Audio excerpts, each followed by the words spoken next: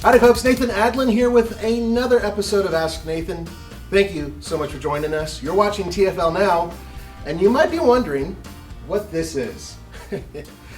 Alright, let's just jump right into that, shall we? This initially began as a heavy-duty truck that I wanted.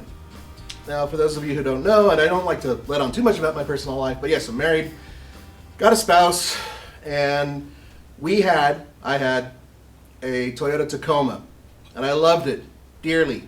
Unfortunately, it was an access or extra cab, and it didn't have enough room for my kids in the back, and my spouse, or as I like to call her, she who must be obeyed, didn't want to drive that vehicle any longer. She didn't like the way the throws were, the manual transmission, she didn't like the way it ran, she didn't like the kids going in the back.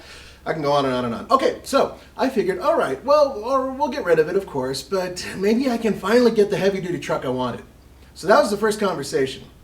Second conversation after that was completely shut down was, can we find something that she would be comfortable driving?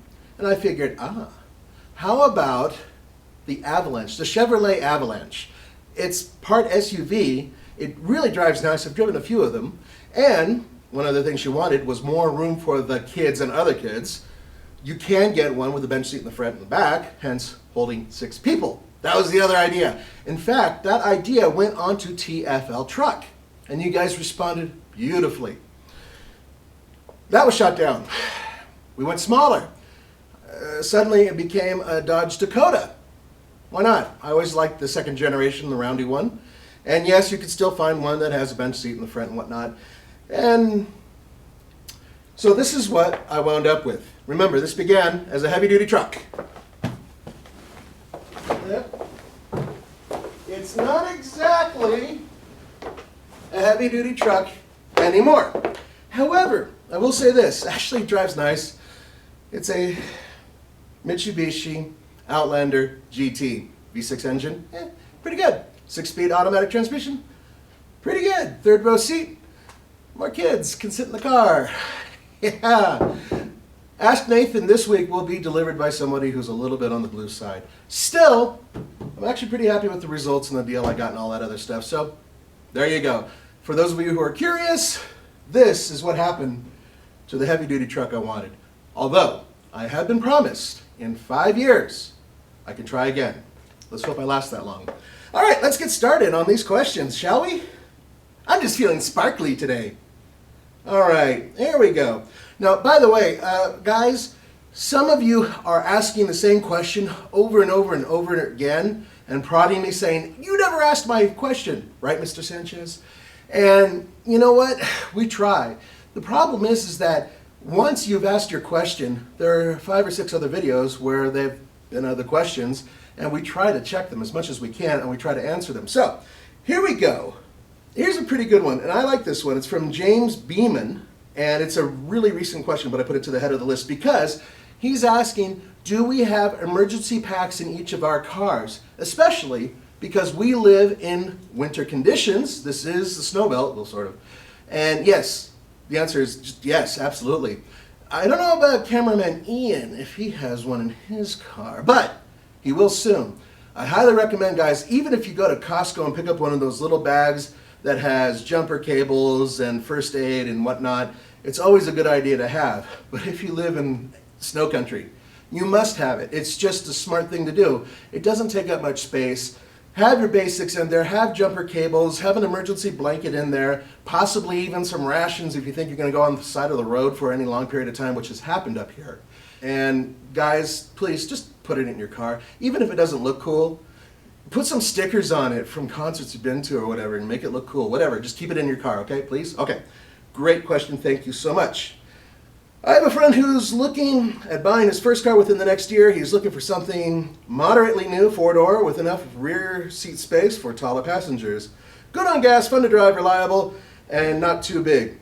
He has shown interest in the Subaru Outback, and tell you what, one of the best things you can do with having a lot of room with a 4-door vehicle is to look at something, well, frankly, like this.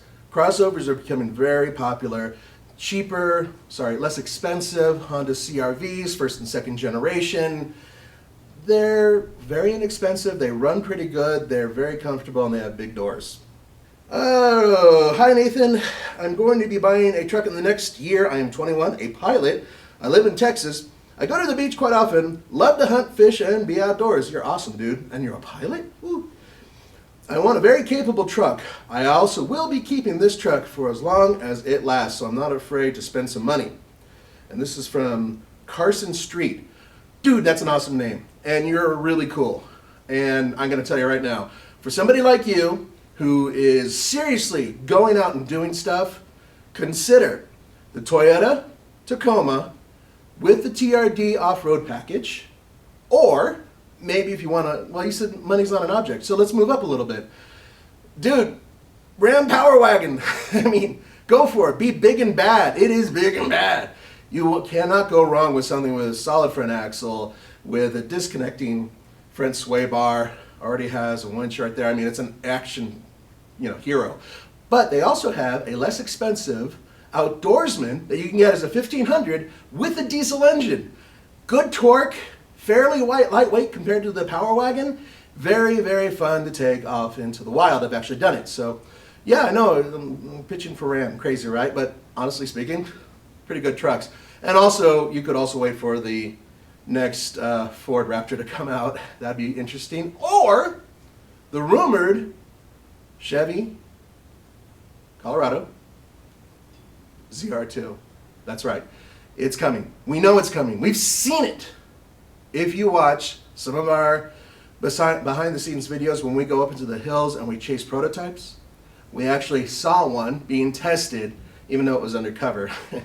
And we're going to the LA Auto Show, and hopefully that is where they will have the official debut of that vehicle. So stay tuned for that.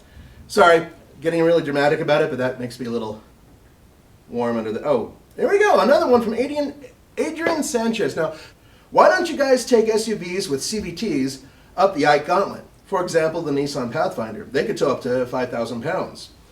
You're absolutely right.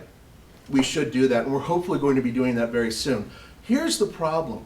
To set up an Ike Gauntlet, it takes a lot of work and a lot of time, which means that we can't be shooting any other videos within a 24-hour period around the Ike Gauntlet. We have to weigh those and take that into consideration because we're such a small crew. Thank you guys so much for joining me for Ask Nathan. I'm going to try to warm up to this Mitsubishi. You know what? It's actually kind of a fun car to drive for a 3-row SUV crossover thingy, right?